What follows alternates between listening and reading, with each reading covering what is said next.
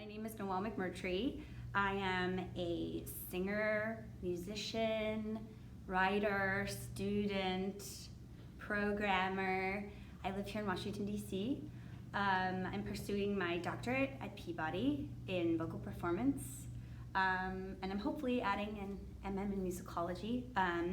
And my capacity with In Series is I help to co-curate the Gala concert for the Women Composers Festival, and I also was part of the team that's produced and it was now going to perform Kate Soper's opera Here Be Sirens. It took me a little while to connect the dots, but one of the things I realized was that I felt like I was singing music and sort of supporting a canon in which I just didn't see myself represented at all. I think if you continue to perpetuate and support a canon that looks very male and also very white and very European, Western European, North American, it's just not indicative of the world we live in, or actually of history and like what people have actually contributed. It's a real false narrative. I started to sort of change the questions I was asking. What is it to choose music and look for, creative people, whether they're the composer or the poet or both,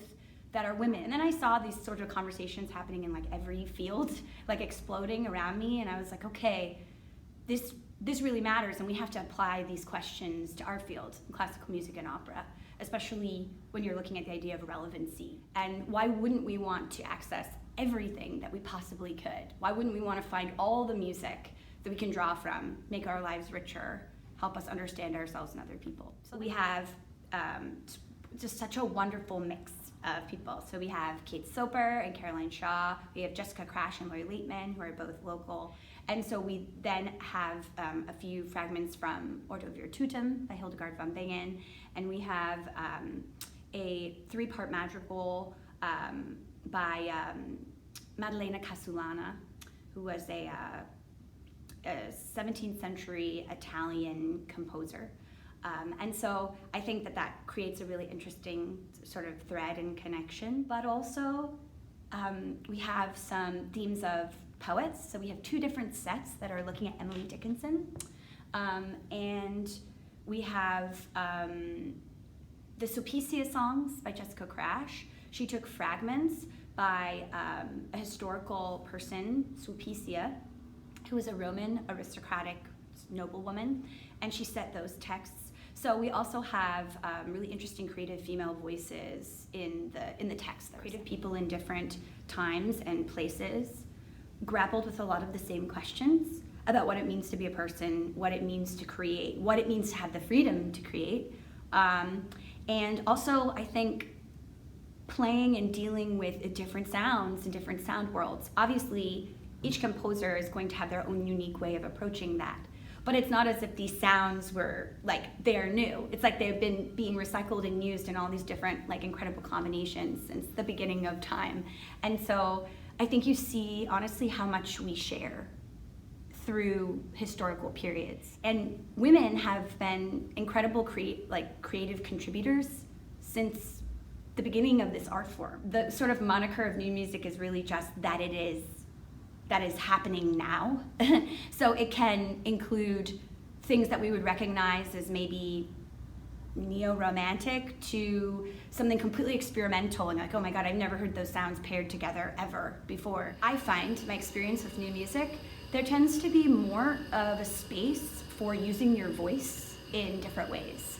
Meaning, there's idea of extended techniques, but to me what extended techniques is just using your voice in everything that it can do. That is really operating in Here Be Sirens. The question being really what is the role of the voice as an instrument in an opera? So that's a really exciting, different way to use your voice, going from having a conversation like we're having now, and then you go to the piano, which we use with the lid off, and we use all sorts of different tools and instruments. So we play the piano in a more traditional way on the keys. We hit the strings with mallets. We use rosined fishing wire to bow the strings. We use a brush to brush them, to create all these different affects, as it were. And then at the same time, we're singing, our individual lines. And there's no conductor. So it's all about the relationship between the three singers and the piano. And we decided to split it between the three of us. And so that leads to this incredibly cool, like, shifting framework where at any given moment you could be talking, singing, or playing a piano. In terms of how we use our voices, we sing in ways that I think you would recognize in, as I said before, a more sort of bel canto style. But then we also do things like a form of keening chant, where we use straight tone and there's a bending of the pitches, meaning that we use quarter tones, semitones, so it's not quite flat and it's not quite sharp, it's right in between.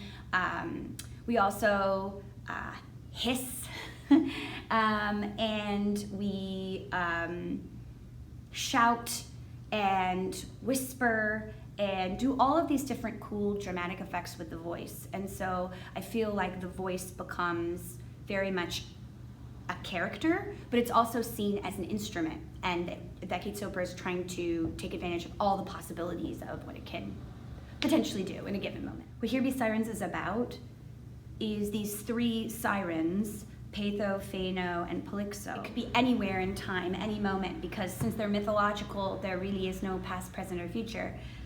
And so there is a sense that Here Be Sirens is, on a certain level, an exploration of the like mythology of being this sort of female creation. And there's sort of this epic femaleness that you definitely could play upon with the keening chant and with our wailings and all of that.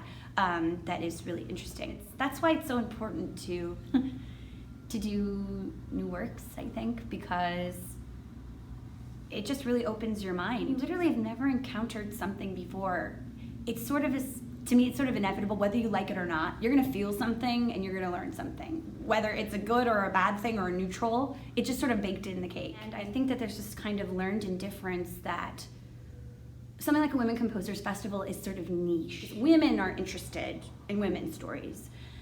And it's just that I think is so problematic. That the idea of a story with a very female-centric perspective is not universal, that it is specialized. And we're like more than half of the world's population, so we're like definitely, it's not a niche experience.